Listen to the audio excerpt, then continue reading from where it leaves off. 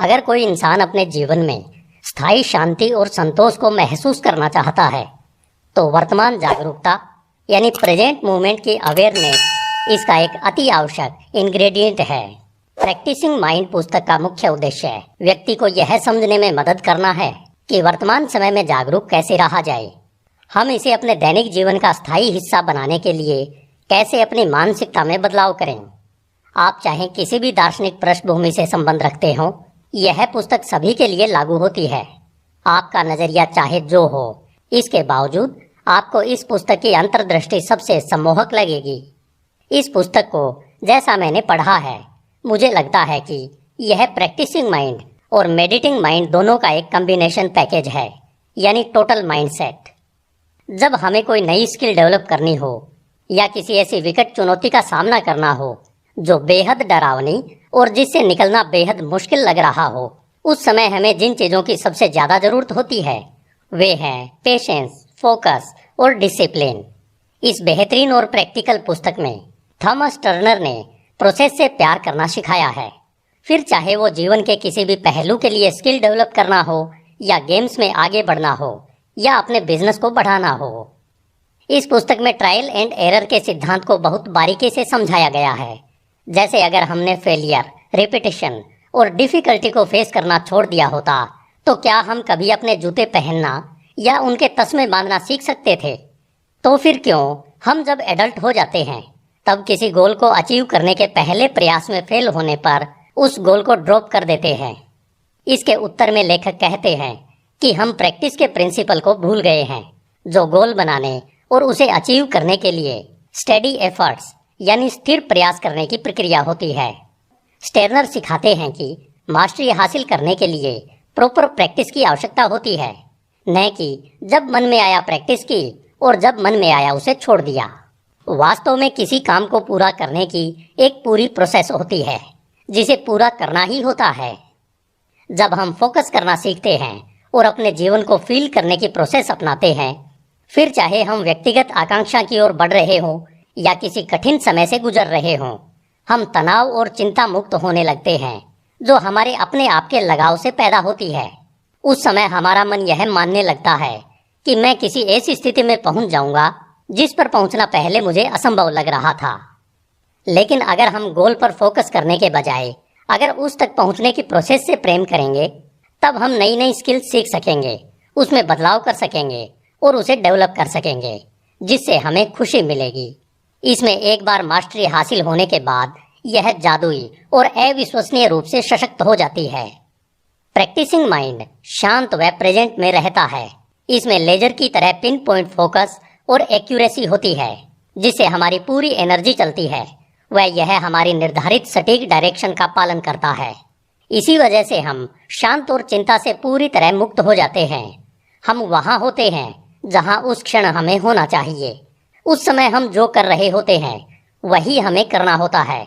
हम उस समय जो अनुभव कर रहे होते हैं उसके बारे में पूरी तरह से जानते हैं।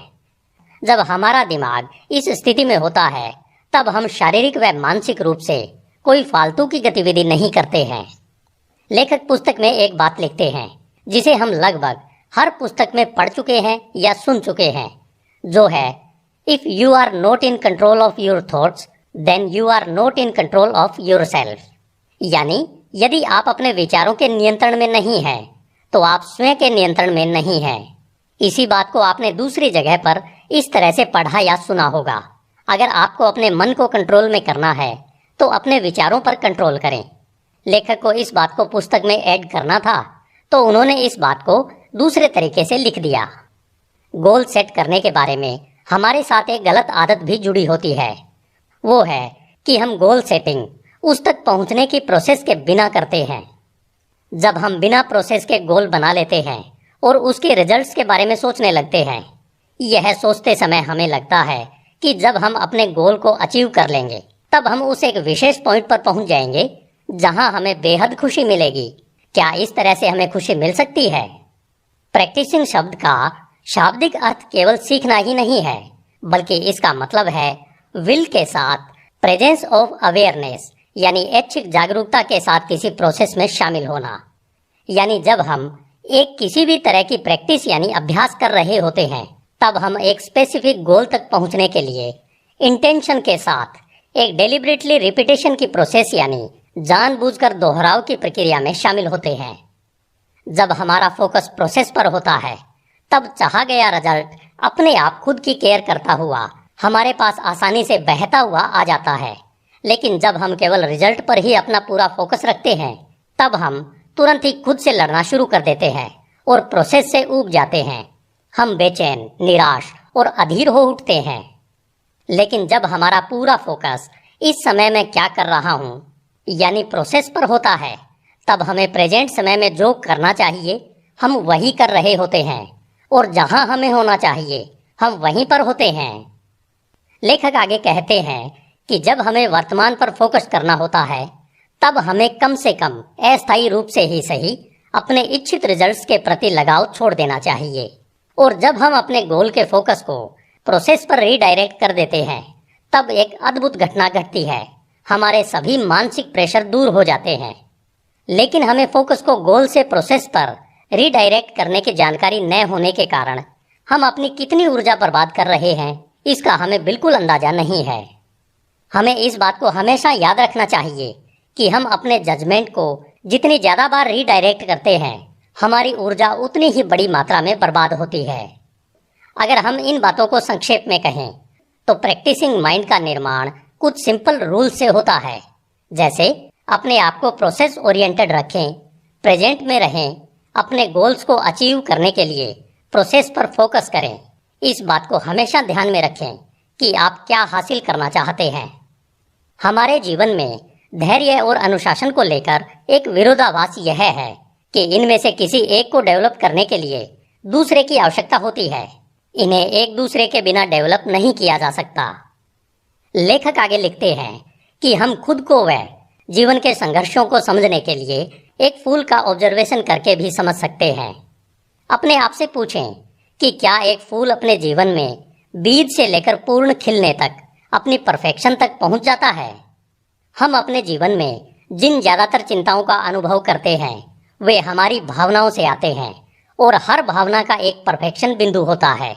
लेकिन उसके लिए हमें उसके साथ खुद को शामिल करना होता है, तब जाकर हमारी भावनाएं अपने परफेक्शन पॉइंट तक पहुंच पाती है। वह हमारे लिए परेशानियां खड़ी करती है, जिससे हम चिंतित हो उठते हैं। इससे बचने के लिए हमें दिन में किसी समय अपने आप को रोककर पूछना चाहिए कि मैं फूलों के जैसे व्यवहार की प्रैक्टिसिंग कर रहा हूँ। मैं हर समय अपने विचारों व ऊर्जाओं के साथ वर्तमान में होता हूँ। हमारा माइंड कभी कभी हमें इस बात का गलत आइडिया देता रहता है कि मैं परफेक्ट हो चुका हूँ या मैं अपनी डेस्टिनेशन तक पहुँच चुका हूँ, जो हमारे लिए बेहद कठिनाई पैदा कर देता है।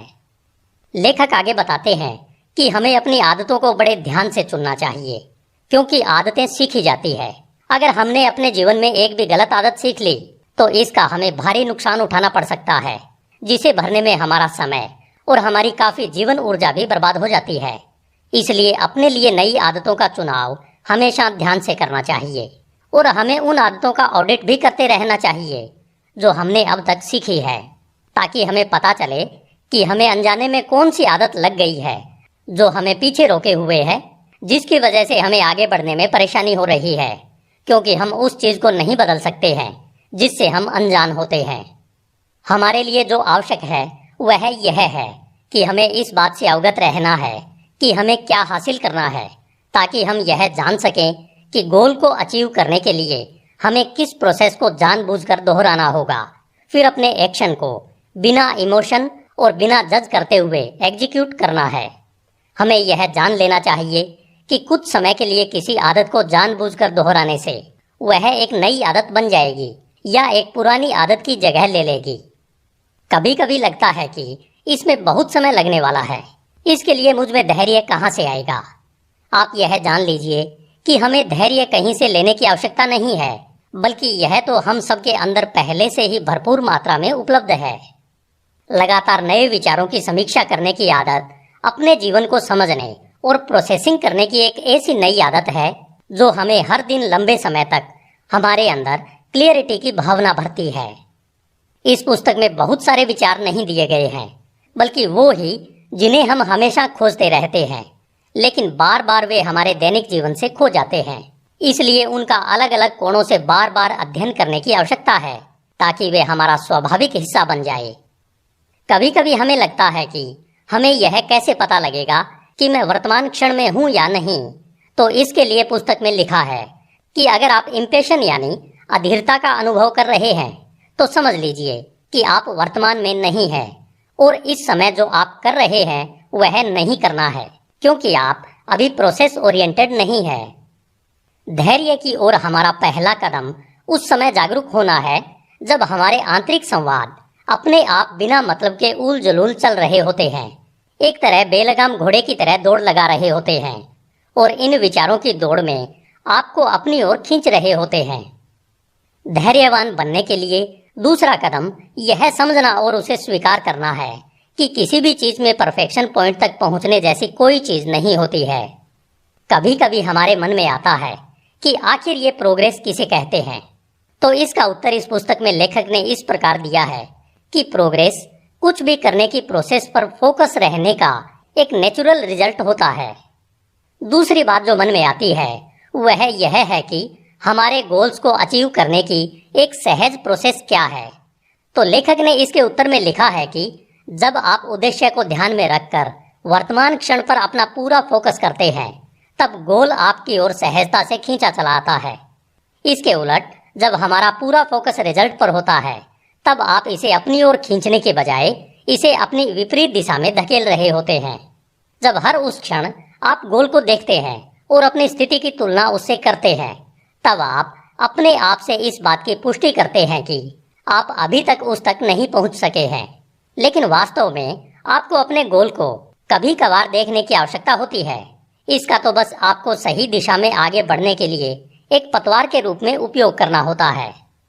कभी कभी कुछ डेढ़ शाणे लोग डिसिप्लिन के लिए ट्रिक का प्रयोग करते हैं, लेकिन हमें यह सही से पता होना चाहिए कि अनुशासन के साथ चीटिंग काम नहीं करती है। किसी भी चीज को पाने का वास्तविक रोमांच, चाहे वह प्रोडक्ट के लिए गोल हो या पर्सनल, उसे पाने का पल ही हमारे लिए रोमांचकारी होता है। क्या आप जानते हैं कि वास्तविक आनंद लंबे समय के लिए काम करने के लिए आवश्यक सहन शक्ति और धैर्य को बनाए रखने में होता है।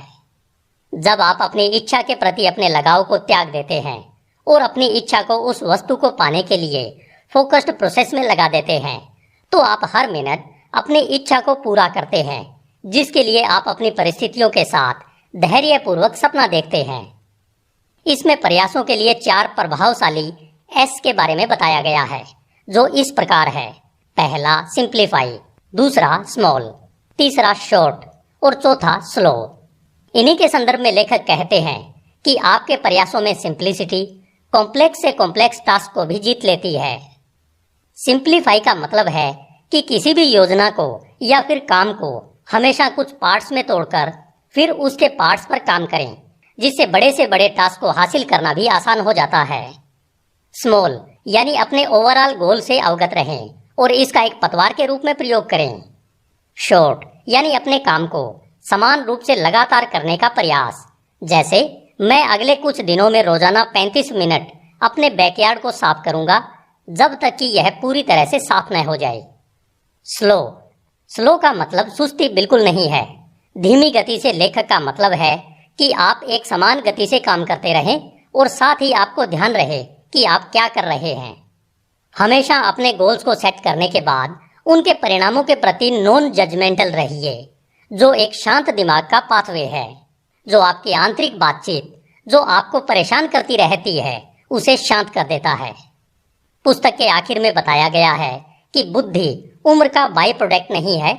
हमेशा अपने आसपास के सभी लोगों से सीखें और हमेशा सीखते रहें, क्योंकि जानबूझकर दोहराया गया हर प्रयास प्रगति का सूचक है। धन्यवाद। HindiAudiobook.com। आपका दिन शुभ हो।